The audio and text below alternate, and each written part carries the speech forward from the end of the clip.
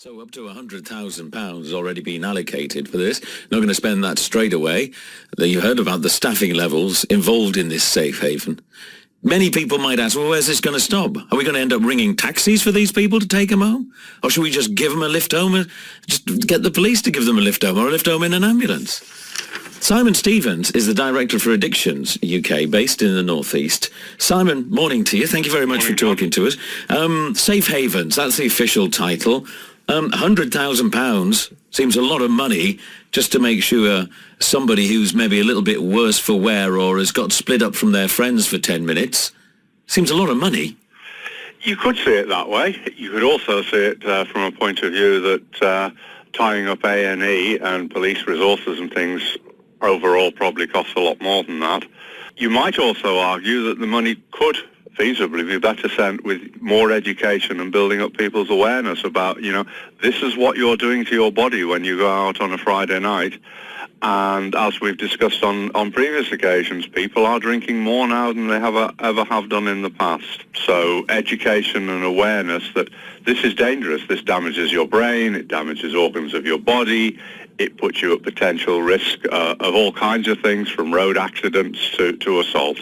But people have been drinking for years and years and years. How has it managed to get into this area now where basically we are wrapping people up in cotton wool, grown adults in cotton wool, and saying, they're there, don't worry, we'll find your friends who are just at that bar across the road, or you've fallen down because you've had too much to drink, we'll patch you up and give you a cup of coffee and send you on your way. Or to the fact was, you spent all your money on beer, don't worry, we'll ring somebody and get them to come and pick you up. You can see it from that perspective, but also you simply need to go into any A&E on the sort of Thursday, Friday, Saturday night, and overwhelming people there are there people because of alcohol-related injury. And if you have, say, you're going into A&E because you have a sick child and things, that can become quite an intimidating environment. So there might well be a very good argument to say, look, we need to separate these things. But above all else, we need to educate people on about safe limits, on how much can you drink. We've gone beyond that, though, now, haven't we? We've gone beyond that because, as we've seen, and as I said earlier, people have been drinking alcohol now for... Well, ever since they learned how to crush grapes. Yeah, exactly. And it's just spiralled out of control, and we've gone past the point of no return? Oh, well, you can never say you've gone past the point of no return, arguably with this generation, but there's always a generation afterwards. The fact is that alcohol is incredibly cheap compared to the amount of money that we drink at the moment.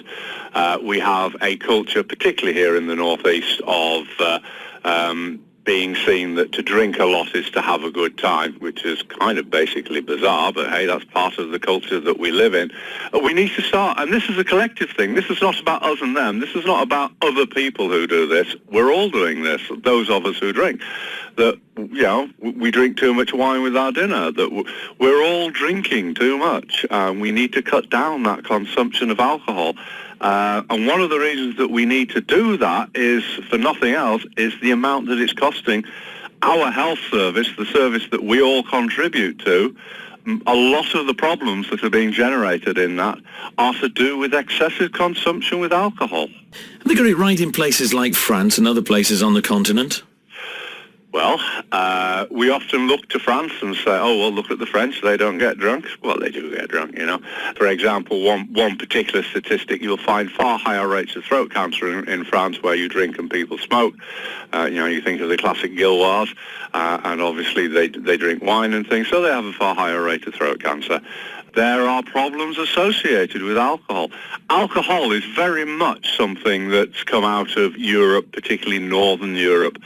Over centuries, this idea of large consumptions of alcohol. And we pay a price for that. It's part of the European cultural heritage.